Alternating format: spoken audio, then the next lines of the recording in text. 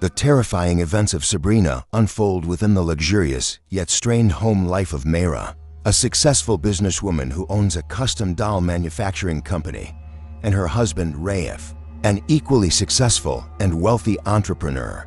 Despite their material wealth, the couple is dealing with profound emotional trauma. Maira is still deeply grieving the death of her biological child, a loss that has cast a perpetual shadow over her life. Rayif's daughter from a previous marriage, Vanny, lives with them.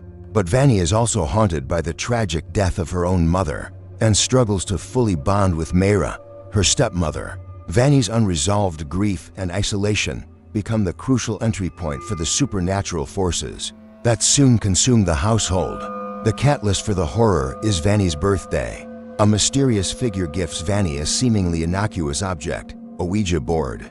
Desperate to connect with her deceased mother, Vanny ignores the warnings inherent in such a device and decides to use the Ouija board alone in her room. Instead of summoning her mother's gentle spirit, Vanny unknowingly opens a powerful demonic portal, inviting a malicious and potent spirit into the house.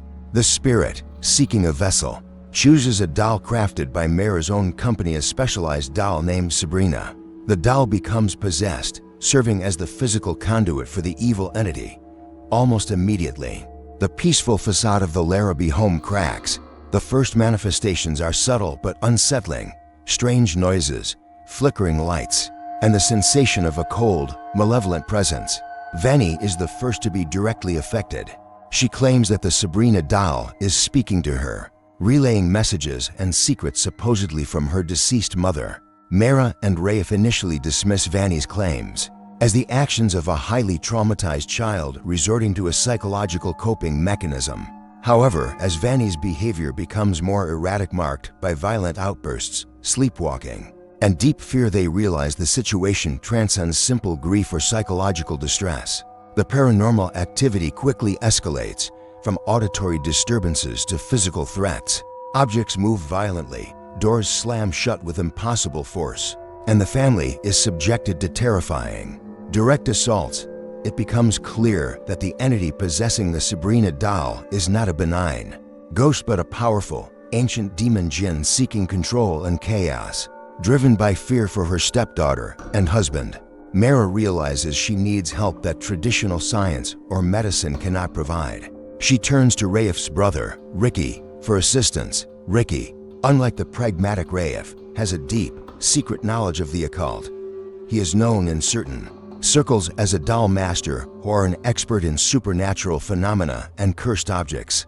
Rikki confirms Maira's worst fears: the force residing in the Sabrina doll is a powerful demonic entity that has fully seized control of Vanny. Rikki brings in a priest and initiates a series of increasingly desperate exorcism and cleansing rituals to expel the demon from the house and Vanny. However, the demonic force proves highly resistant. The exorcism attempts fail spectacularly, resulting in the demon inflicting brutal physical and psychological torment on the family and the religious figures involved. The demon showcases its immense strength by violently throwing people, manipulating the environment, and utilizing terrifying illusions tailored to exploit each person's deepest fears and grief, especially Maira's pain over her lost child. As Rikki continues his specialized, intense rituals to fight the demonic Jinn, the film drives towards its pivotal plot twist. The true nature of the evil is revealed to be twofold. The powerful Jinn, which was initially summoned by Vanny, is not merely random. It is a vengeful entity tied to a past shocking crime involving the very family members currently fighting it. It is revealed that Rikki, along with his close associates, orchestrated and carried out the murder of Vanny's biological mother. The motive was simple and sinister. Rikki planned to eliminate Vanny's mother so he could gain closer access to his brother Rayif's enormous fortune and eventually take control of the family business. The seemingly random demonic Jinn, having been summoned into the household, became aware of this dark secret. The demon's true purpose shifts from simple possession to acting as an instrument of divine or cosmic vengeance, targeting the perpetrators of the past murder. This revelation transforms Rikki from the family's savior into the demon's primary target.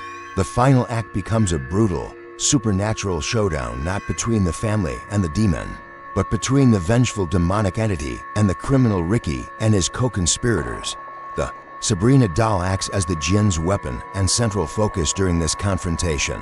In the ensuing supernatural battle, the demonic Jinn successfully exacts its horrifying revenge. Rikki and his accomplices are brutally cornered and killed by the malevolent force. Unleashed through the doll, the Jinn uses its full, terrifying power to ensure that Rikki pays the ultimate price for his treacherous actions against the family. By the end of the film, the immediate threat posed by Rikki and the cycle of human betrayal is eliminated. By the supernatural intervention, Maira, Rayif, and Vanny manage to survive the ordeal, witnessing the devastating destruction and the deaths of their family members Rikki. However, the narrative ends on an ambiguous and chilling note. While the Jinn has achieved its goal of vengeance, the Sabrina doll and the essence of the demonic force it channeled are not definitively destroyed.